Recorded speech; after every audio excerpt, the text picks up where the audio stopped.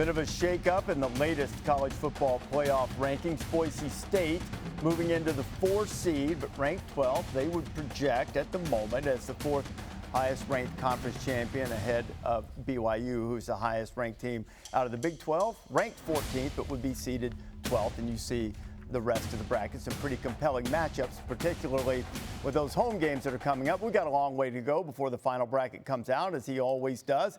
The chair of the College Football Playoff Selection Committee, Warde Manuel, kind enough to join us. So, Ward, as we look at these, we had some pretty spirited debate out here early on about the value of strength of schedule, particularly as it pertains to Indiana and some of the SEC teams. How are you evaluating strength of schedule for undefeated teams that might be weaker, as opposed to 1 or 2 loss teams who might have played a more difficult schedule? Well, Rece, we certainly consider the strength of schedule in all the conversations that we have. And as we look at individual team strength of schedule as it compares to others, we look at also how the teams are playing. What is the success on the field? How are they playing?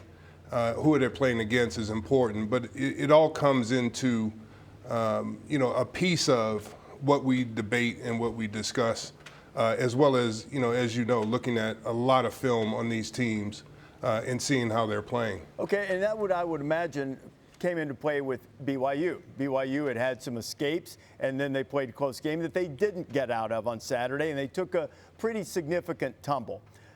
How would you say that the committee assesses a team maybe that has a good record, either whether it's against a weaker schedule or they've won a lot of close games, and then they take that loss? We've seen some teams tumble. BYU has, Miami has, and it would suggest that the committee will be watching closely not only whether Indiana wins Saturday, but how they play on Saturday against Ohio State. Well, I think that's correct, Rece. I mean, we watch the games and we see how teams are playing each week. And so we assess their body of work. And so when we see a team has close wins, struggles, comes back, but they win the game. Those are great wins, for that team. But it also tells us a lot about where that team is playing, and so we're going to evaluate it each week based on how a team plays from that week, but also their entire body of work. I know that there's not a blanket approach, and that's the beauty of having 13 different experts in a room. But by and large, what's carrying the day in the arguments in the room? Is it football judgment, watching the film, as opposed to metrics, strength of schedule, resume, that type of thing? Which has a stronger impact with more members of this committee? Well, I think watching the games and watching the teams play carries the day for most of us. We look at the data, we look at the stats, we see how other people compare and strength of schedules and all of those things. But we also have to watch the games and see how teams are performing in all facets of the game. And that really lends itself in the discussion of how people see the teams perform.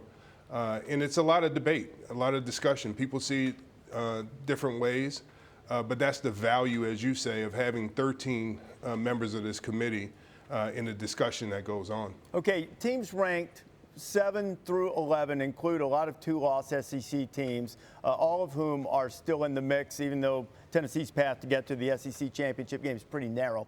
But all of these teams could wind up in the conference championship game and risk a 3rd loss. Lane Kiffin of Ole Miss has said that there are some coaches he's talked to that would prefer not to play that game. So I'm not trying to have you guess a hypothetical of who might win or lose a conference championship game, but what will be the philosophy of this committee with a team that might get into a conference championship game yet suffer a 3rd loss, which would give them more losses than other teams are being compared against, as opposed to teams who get to sit home and wait? Well, we have a lot of value. We're not going to speculate on what will happen, but we have a lot of value of with the teams that make a championship game. That says a lot. Playing 12 games in the season, making your championship game is a really valuable data point, number one. Number two, we're going to evaluate the games and how teams play and the performance on the field. That's what the commissioners have asked us to do. They didn't ask us to stop right before the championship game. They asked us to to rank the teams through the championship game. And I think you could see over the years how the committee has valued those championship games and who stays in and where they're ranked. But this year, we're not going to speculate. We're going to let the season play out. But I think teams who make that championship game, the committee looks at them and puts them in high esteem. Ward, we'll talk about this some more as the weeks go on, and also I'll probably dive in one week. Sometimes it seems the basketball selection committee, which you know very well, doesn't put a lot of stock in conference tournaments. So perhaps it wouldn't be able to eliminate teams. We'll talk about that later. There's time. There are more rankings. Ward, always a pleasure, my friend. Great to have you with us. Thank you, Rece. Good to be with you.